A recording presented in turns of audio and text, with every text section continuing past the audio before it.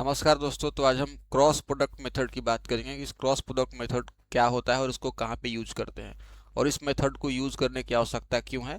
क्योंकि इससे हमारा कैलकुलेशन बहुत ही ज़्यादा छोटा हो सकता है। ठीक है, लंबे सवालों को भी हम शॉर्ट में कर सकते हैं। तो चलिए हम देखते हैं, क्वेश्चंस के आधार पर समझेंगे कि इस मेथड को यूज कैसे करना है और इसमें क्या क्या नियम कानून जो भी है क्वेश्चंस के बेसिस पे हम समझते हैं। जैसे हमारा पहला क्वेश्चन आपके स्क्रीन पे दिख रहा होगा कि दो संख्याओं का जो अनुपात है वो 3:2 है। ठीक है, सपोज एक संख्या, दो संख्याओं के बीच में 3:2 का रेशियो है। ठीक है, कह रहा है कि 8 and 6 are subtracted from the first and second number respectively, ratio becomes 8:5। इस पहले वाले में से 8 माइनस किया गया है और दूसरे वाले में से कितना माइनस किया गया है, 6 माइनस किया गया है। ठीक है, तो 8 और 6 माइनस करने के बाद जो रेशियो बन जाता है वो 8:5 का रेशियो बन जाता है। तो पूछ रहा है कि ये नंबर्स क्या है, ये आपका क्वेश्चन दिया हुआ है। तो इसको हम अगर बेसिक से पहले हम ये बताते हैं कि बेसिक से इसमें क्या करना होता है। ठीक है, तो जैसे इस नंबर को हम सपोज 3x मान लेंगे और 2x मान लेंगे। तो पहले वाले नंबर 3x और दूसरे वाले नंबर 2x, पहले वाले में से 8 को माइनस किया गया है, 8 माइनस करेंगे और दूसरे वाले नंबर में से 6 को घटाया गया है तो 6 को माइनस करेंगे।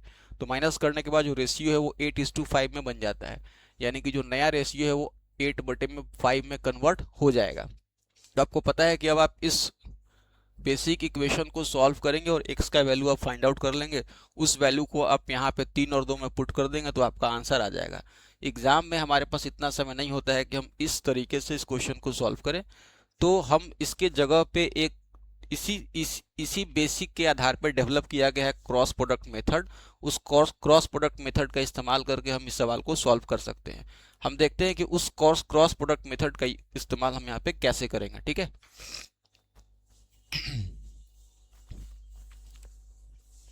इस बेसिक से नहीं बनाना है, बेसिक से बचना है। इसी बेसिक के बदले में हम क्रॉस प्रोडक्ट का इस्तेमाल करेंगे। ठीक है, तो संख्याओं का अनुपात दिया हुआ था स्टार्टिंग में 3:2। ठीक है, ये स्टार्टिंग का रेशियो है और जब इस दोनों में से कुछ घटाया गया, जैसे इसमें से यहाँ पे क्या किया गया है कि 8 घटाया गया है, दूसरे वाले में 6 घटाया गया है। ऐसा भी हो सकता है कि इसमें 8 जोड़ा जाए, इसमें 6 जोड़ा जाए। ऐसा भी हो सकता था कि इसमें से 8 घटाया जाए, इसमें 6 जोड़ दिया जाए। मतलब दोनों में से घटाया भी जा सकता है, दोनों में जोड़ा भी जा सकता है। एक में घटाया जा सकता है, एक में जोड़ा जा सकता है, या एक में जोड़ा जा सकता है, दूसरे में घटाया जा सकता है। इसमें से कुछ भी हो सकता है। ठीक है, तो उसके बाद एक फिर नया रेशियो फॉर्म करेगा। तो जो नया रेशियो फॉर्म करता है वो 8:5 का रेशियो होता है। अब हम नीचे वो वैल्यू लिखते हैं जो कि घटाया या जोड़ा गया होगा। तो हम एक बात का ध्यान रखेंगे कि ये स्टार्टिंग का रेशियो है या बाद का रेशियो है। अगर स्टार्टिंग के रेशियो में से दोनों में से संख्याएं घटाई जाती हों या फिर दोनों में से संख्याएं बढ़ाई जाती हों, तो दोनों के केस में यहाँ पे हमें सीधा प्लस में मान को रखना है। ठीक है, सीधा हम वैल्यू क्या रखेंगे, पॉजिटिव रखेंगे, साइन का कोई ध्यान नहीं देंगे।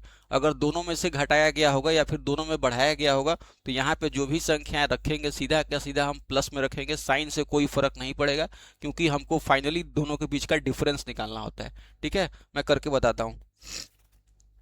इसमें 8 सब्ट्रैक्ट किया गया था और दूसरे वाले में 6 सब्ट्रैक्ट किया गया था। ठीक है, तो क्रॉस प्रोडक्ट मेथड में हम इस दोनों को आपस में मल्टीप्लाई करेंगे, इस दोनों को आपस में मल्टीप्लाई करेंगे।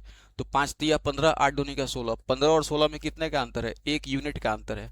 15 और 16 में 1 यूनिट का अंतर है। इसको हम बराबर करेंगे किसके, फिर इसमें दोनों में क्रॉस करेंगे, इस दोनों में क्रॉस करेंगे। 8 छक 48, 8 पचे 40। 48 और 40 में कितने का अंतर है, 8 आ जाएगा।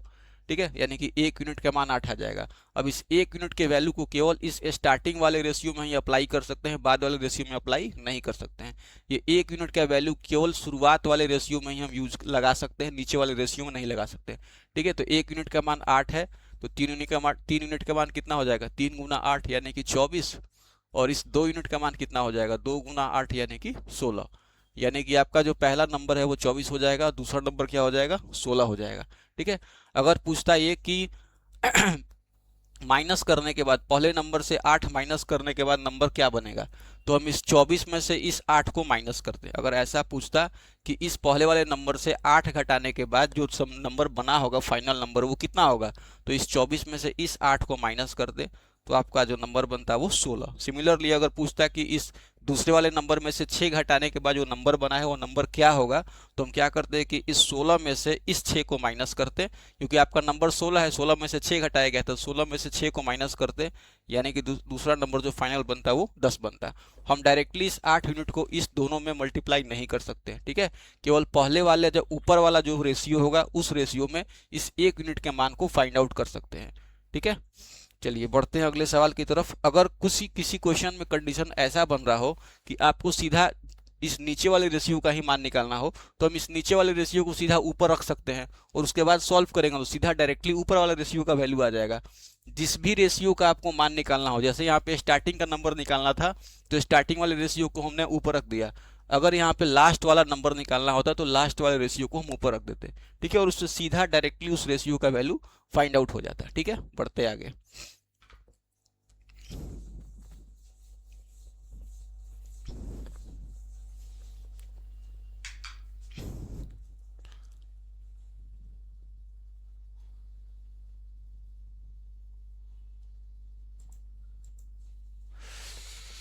क्वेश्चन नंबर 2 कह रहा है कि the income of A and B are in the ratio 4:5, expenditure in the ratio 5:4। तो ए का जो सेविंग है वो 6,000 है, बी का सेविंग 12,000 है, तो ए का इनकम क्या होगा। तो आपको पता होगा कि इनकम बराबर होता है एक्सपेंडिचर प्लस सेविंग, इनकम बराबर एक्सपेंडिचर प्लस सेविंग। तो ए और बी की बात की जा रही है, ठीक है। दिया हुआ है कि ए और बी के इनकम का रेशियो है 4:5, इनका इनकम अगर 4 है तो इसका इनकम कितना है 5 है। ए और बी के इनकम का रेशियो है 4:5। उसके बाद एक्सपेंडिचर का जो रेशियो है, ए और बी के एक्सपेंडिचर का रेशियो दिया हुआ है कितना 5:4, इसका एक्सपेंडिचर 5 है, इसका एक्सपेंडिचर 4 है। तो आपको पता है कि इनकम में से एक्सपेंडिचर को जब हम माइनस करेंगे तो क्या मिलता है, सेविंग मिलता है। तो यहाँ पे क्या मिलेगा, आपको सेविंग मिलेगा। क्वेश्चन में दिया हुआ है कि ए 6,000 रुपया सेविंग करता है और बी 12,000 रुपये सेविंग करता है। ए जो सेविंग करता है वो 6,000 रुपये करता है और बी जो सेविंग करता है वो 12,000 रुपये का सेविंग करता है, ठीक है। तो इनकम ऑफ ए पूछ रहा है, ए की इनकम पूछ रहा है, यानी कि इस 4 यूनिट का मान आपको निकालना है, ठीक है। तो यहाँ पे हम क्या करेंगे, क्रॉस प्रोडक्ट का इस्तेमाल करेंगे। 4 × 4 16, 5 × 5 25, 25 में से 16 जाएगा, क्या आएगा 9 यूनिट। तो 9 यूनिट का मान हम देखते हैं, फिर इस दोनों का क्रॉस करेंगे तो देखिए ये 6,000 है, ये 12,000 है। तो 12,000 में 5 से करेंगे 60,000 और ये 24,000, 60,000 में से 24,000 जाएगा 36,000, यानी कि 9 यूनिट का मान कितना हो जाएगा 36,000। 1 यूनिट का मान कितना हो जाएगा 4,000, 1 यूनिट का मान हो गया 4,000, ठीक है। तो ए का इनकम पूछा था, ए का इनकम कितना है 4 यूनिट है, तो 4 यूनिट का मान कितना हो जाएगा 4 × 4,000, यानी कि 4 चौका 16,000, यानी कि ए का इनकम हो जाएगा 16,000, ठीक।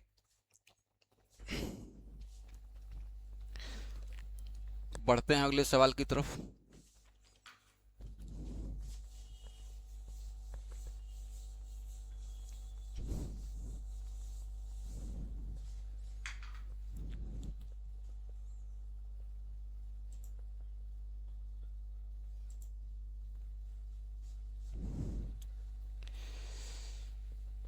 अब यहाँ अगला सवाल है कि before a battle the ratio of tanks and planes in an army was 5:3।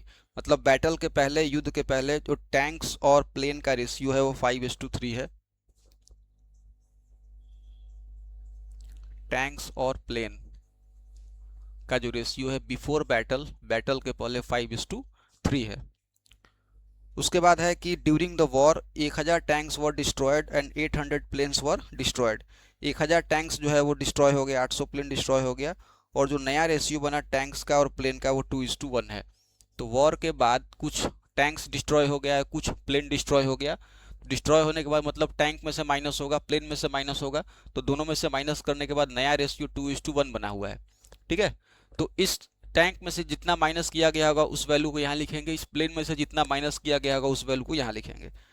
तो टैंक कितना माइनस हुआ है 1,000 टैंक, 1,000 टैंक जो है डिस्ट्रॉय हुआ है, और प्लेन कितना डिस्ट्रॉय हुआ है 800 प्लेन, 800 प्लेन डिस्ट्रॉय हुआ है। तो क्वेश्चन में आपसे पूछ रहा है कि what is the number of tanks after the war, war के बाद टैंक्स का रेशियो क्या होगा, यानी कि इस 2 यूनिट का मान पूछ रहा है। इस सवाल को हम दो तरीके से कर सकते हैं। हम अगर इस फॉर्मेट में इसको सॉल्व करेंगे तो जो 1 यूनिट का मान आएगा उस 1 यूनिट का मान को हम इस ऊपर वाले रेशियो स्टार्टिंग के रेशियो में अप्लाई कर सकते हैं, और उससे हम ये स्टार्टिंग का नंबर ऑफ टैंक्स निकाल लेंगे, और उस नंबर ऑफ टैंक्स को निकालने के बाद उसमें से 1000 माइनस कर देंगे तो बाद वाला टैंक्स का नंबर पता चल जाएगा। ठीक है, या फिर हम सीधा ही कर सकते हैं कि बाद वाला पूछ रहा है तो हम इसको सीधा ऐसे भी कर सकते हैं कि इस वाले रेशियो को हम ऊपर लिख लें 2:1, और स्टार्टिंग वाले रेशियो को हम नीचे लिख लें 5:3। अब दोनों में घटाया गया हो या फिर दोनों में बढ़ाया गया हो उससे कोई फर्क नहीं पड़ेगा, हम यहाँ पे सीधा दोनों का मान पॉजिटिव लेके चलेंगे, क्योंकि हमें तो अल्टीमेटली डिफरेंस से मतलब है। ठीक है, तो यहाँ पे 1000 और यहाँ पे 800। ठीक, तो 3 दूनी का 6, 5 एकम 5, 6 में से 5 जाएगा, कितना आएगा 1 यूनिट। 1 यूनिट का मान अब देखिए 5 40, 4000 और ये 3000, 4000 में से 3000 आएगा, कितना आएगा 1000 आएगा, यानी कि 1 यूनिट का मान 1000, तो इस 2 यूनिट का मान कितना हो जाएगा 2000। तो यहाँ सब में डायरेक्टली पता चल गया कि वॉर के बाद जो नंबर ऑफ टैंक्स है वो 2000 होगा। ठीक है, सीधा पता चल गया। अगर इससे हम निकाल रहे होते तो 5 एकम 5, 3 दूनी का 6, 6 में से 5 जाएगा 1 यूनिट, उसके बाद ये 8 दूनी का 16 और ये 1 गुना 1000, 1000, तो 8 दूनी का 1600 में से 1000 जाए, कितना आएगा 600। तो इस हिसाब से हम इस 5 यूनिट का मान निकालते कितना आता 3000।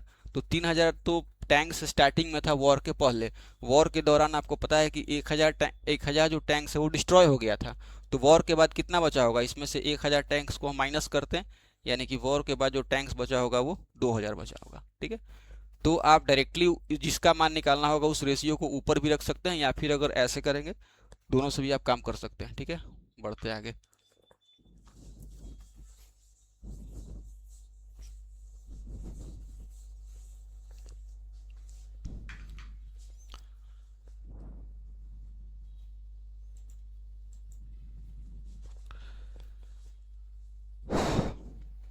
क्वेश्चन नंबर 4 कि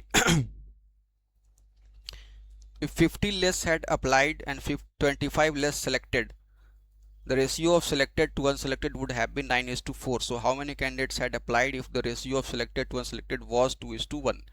यानी कि जो रेशियो दिया हुआ है, रेशियो सेलेक्टेड और अनसेलेक्टेड का दिया हुआ है, रेशियो दिया हुआ है सेलेक्टेड और अनसेलेक्टेड, रेशियो सेलेक्टेड और अनसेलेक्टेड का दिया हुआ है। तो स्टार्टिंग में जो रेशियो था सेलेक्टेड का और अनसेलेक्टेड का वो था 2:1, और उसके बाद जो फाइनल रेशियो है सेलेक्टेड और अनसेलेक्टेड का, मतलब जो लास्ट वाला जो रेशियो है वो 9:4 दिया हुआ है। लेकिन जो नंबर में चेंज दिया हुआ है, जैसे कि कह रहा है कि 50 कम अप्लाई किया होगा, तो अप्लाई तो दोनों ही करेंगे, सेलेक्ट और अनसेलेक्ट दोनों मिला करके टोटल 50 कम अप्लाई कर रहे होंगे, यानी कि जो टोटल है सेलेक्टेड और अनसेलेक्टेड का स्टार्टिंग में कितना होगा 3 और बाद में कितना होगा 13। तो जो 50 कम अप्लाई करते, यानी कि टोटल के बारे में बात कर रहा है कि टोटल में 50 कम अप्लाई करते हैं, यानी कि हमें जो रेशियो लेके चलना है वो टोटल का लेना है और किसका लेना है 50 कम अप्लाई करते तो 25 कम सेलेक्ट होते हैं, यानी कि टोटल और सेलेक्टेड इस दो रेशियो को हमें लेके चलना है। तो 50 कम अप्लाई करते हैं 25 कम सेलेक्ट होते हैं, तो रेशियो 9:4 यानी कि ये वाला हो जाता। तो how many candidates had applied, starting में टोटल नंबर ऑफ कैंडिडेट्स पूछ रहा है, यानी कि स्टार्टिंग का मतलब स्टार्टिंग का ये 3 यूनिट का मान पूछ रहा है, तो इस वाले रेशियो में टोटल के 3 को हम यहाँ पे लेंगे, और स्टार्टिंग में सेलेक्टेड कितना था 2 था, फिर सेकंड वाले केस में टोटल कितना है 13 और उसमें सेलेक्टेड कितना है 9। और अब आप देखिए कि 50 कम अप्लाई करते हैं, यानी कि 50 कम, अब देखिए इसमें भी कम है इसमें भी कम है, दोनों में सेम ही चीज़ हो रहा है, यानी कि रेशियो में यहाँ पे क्या करेंगे, यहाँ पे जो नंबर होगा दोनों का साइन सेम ले लेंगे, पॉजिटिव ले लेंगे। ये नहीं चेक करना है कि कौन सा बड़ा है कौन सा छोटा है, अगर दोनों ही घट रहा हो या फिर दोनों ही बढ़ रहा हो तो सीधा दोनों जगह पे हम पॉजिटिव ले लेंगे। ठीक है, तो 50 कम अप्लाई करते तो यहाँ पे 50 और 25 कम सेलेक्ट होते, तो सेलेक्ट अगर 25 कम होता तो यहाँ पे 25। ठीक है, अब क्रॉस प्रोडक्ट लगाएंगे, 9 × 27, 13 दूनी का 26, 27 में से 26 जाएगा 1, तो 1 यूनिट का मान। अब देखिए ये 13 × 25 है, 13 × 25 माइनस 50 × 9। अब इसमें हमें अगर नेगेटिव आए या पॉजिटिव आए उससे मतलब नहीं है, हमें इस दोनों के डिफरेंस से मतलब है, और डिफरेंस हमेशा पॉजिटिव लेंगे। ठीक है, अब इस दोनों को सॉल्व करने के लिए हम क्या करेंगे 25 कॉमन ले लेंगे, तो ये हो जाएगा 13 माइनस ये हो जाएगा 18, यानी कि अब यहाँ पे तो -5 आ रहा है, लेकिन हम 5 लेंगे क्योंकि हमें डिफरेंस से मतलब है। 25 पंजे 125 यानी कि 1 यूनिट का मान हो गया 125। तो क्वेश्चन ने पूछा था कि स्टार्टिंग में कितने लोगों ने अप्लाई किया था, तो स्टार्टिंग में 3 यूनिट लोगों ने अप्लाई किया था, यानी कि 3 यूनिट का मान कितना हो जाएगा, 1 यूनिट का मान 125, तो 3 यूनिट का मान 3 गुना 125, यानी कि कह सकते हैं कि 375। ठीक है, तो ये तो हो गया इस तरीके से इसका सॉल्यूशन। अगर आप ऐसा भी देख सकते थे कि स्टार्टिंग में जो टोटल है वो 3 यूनिट है, यानी कि जो आंसर होगा वो 3 का मल्टीपल होगा। और आप ऑप्शन में देखें तो पहला ऑप्शन है था 125, पहला ऑप्शन था 125, दूसरा ऑप्शन था 375, और तीसरा ऑप्शन था 250, और चौथा ऑप्शन है 500। इसमें से जो भी 3 का मल्टीपल है वो आंसर हो जाएगा। तो ये तो 3 का मल्टीपल है नहीं, 5 और 2 7 ये भी नहीं है, 7 5 12 3 18 ये हो सकता है, और 5 2 7 1 8 ये भी नहीं है, यानी कि एक ही ऑप्शन बचता है, ऑप्शन नंबर बी जो भी है ये 3 का मल्टीपल है, यानी कि आपका आंसर ये 375 हो सकता है। ठीक है, तो जरूरी नहीं है कि हर बार इस तरीके का यूज करके सॉल्व ही करना है ज़बरदस्ती। अगर मल्टीपल से भी आपका ऑप्शन एलिमिनेट हो जा रहा है तो वहाँ से भी करके हम आगे बढ़ जाएंगे। ठीक है, बढ़ते हैं आगे क्वेश्चन नंबर 5 की तरफ।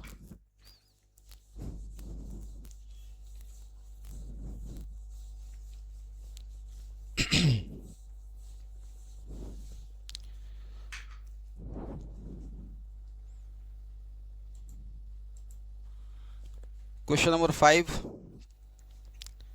In an examination, the number of those who passed and number of those who failed, पास और फेल का रेशियो दिया हुआ है, पास और फेल्ड। तो पास और फेल का रेशियो दिया हुआ है कितना, 25:4। ठीक है, यानी कि टोटल कितना हो जाएगा, पास और फेल मिला के जो टोटल हो जाएगा वो हो जाएगा 25 और 4 29। ठीक, उसके बाद कह रहा है कि 5 मोर हैड अपीयर्ड, यानी कि जो टोटल है टोटल में यहाँ पे बढ़ रहा है 5 मोर हैड अपीयर्ड। ठीक, and the number of failures were 2 less, यानी कि जो टोटल फेलियर्स है ये 2 कम होता। तो वैसे केस में the ratio of a student who pass to failed would have been 22:3, यानी कि वैसे केस में जो पास और फेल का रेशियो होगा 22:3 हो जाता। ठीक, तो पूछ रहा है find the total number of appeared at the examination, starting में कितने लोगों ने अपीयर हुआ था, यानी कि इस 29 यूनिट का मान पूछ रहा है। तो 29 का पहले मल्टीपल भी चेक कर सकते हैं, 29 का मल्टीपल कौन है, तो 29 का एक ही मल्टीपल है, ऑप्शन नंबर 1, 29 पंजे 145, वहाँ से भी आंसर करके हम बढ़ सकते हैं। लेकिन चलिए इस मेथड से हम इसको सॉल्व करते हैं। तो देखिए यहाँ पे जो नंबर में चेंज दिया गया है वो टोटल में, टोटल यहाँ पे 5 कम हो रहा है, और फेलियर की संख्या जो टोटल यहाँ पे 5 बढ़ रहा है और फेलियर की संख्या 2 कम हो रही है, यानी कि हमें रेशियो चाहिए टोटल का और फेल का।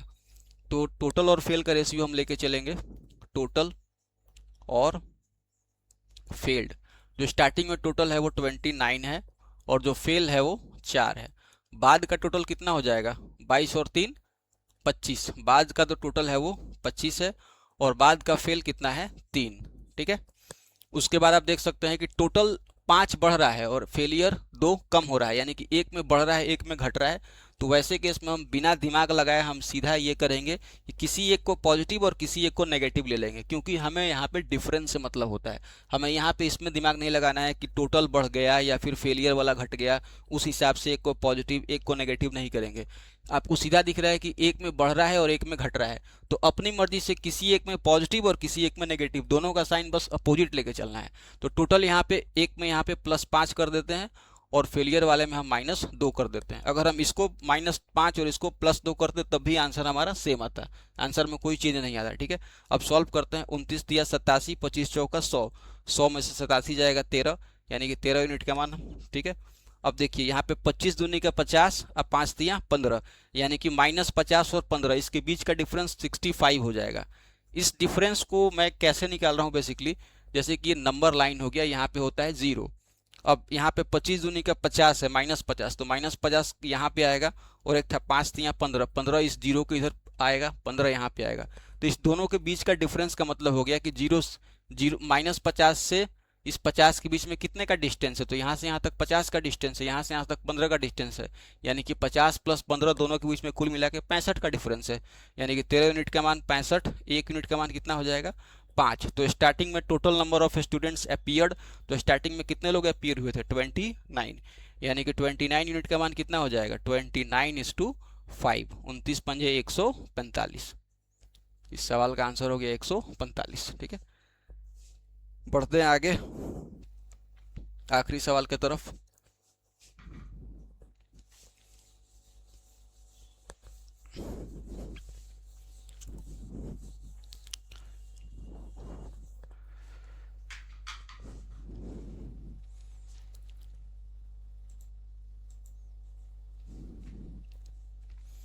क्वेश्चन नंबर 6 है कि two numbers are in the ratio of, दो नंबर के बीच में रेशियो दिया हुआ है, उसके बाद each number is increased by 36 और 48, दोनों नंबर बढ़ रहा है 36 और 48 से, तो नया रेशियो हो जाता है दिया हुआ है। ठीक है, तो इन नंबर्स का सम पूछ रहा है स्टार्टिंग में, तो दो नंबर्स के बीच का रेशियो स्टार्टिंग में कितना है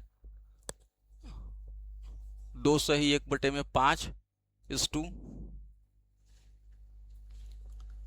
3:2/3, और जो बाद का रेशियो हो जाता है वो 9:14 हो जाता है। और दोनों नंबर में कुछ ना कुछ ऐड किया गया है, पहले वाले नंबर में कितना ऐड किया गया है 36, और दूसरे वाले नंबर में 48 ऐड किया गया है। इसमें भी ऐड किया गया है, इसमें भी ऐड किया गया है, दोनों में सेम काम किया गया है, तो दोनों को हम पॉजिटिव लेके चलेंगे। अब पहले इस फॉर्मेट में ये रेशियो दिया हुआ है, इसको सिंप्लीफाइड करेंगे, तो 5, तो इसको सिंप्लीफाइड करते हैं इधर, 5 दूनी का 10 और 1 11/5 इज टू 3 का 9 और 2 11/3, 11 से 11 कट जाएगा, क्रॉस करेंगे तो 3:5, यानी कि इस रेशियो के जगह पे हम लिख सकते हैं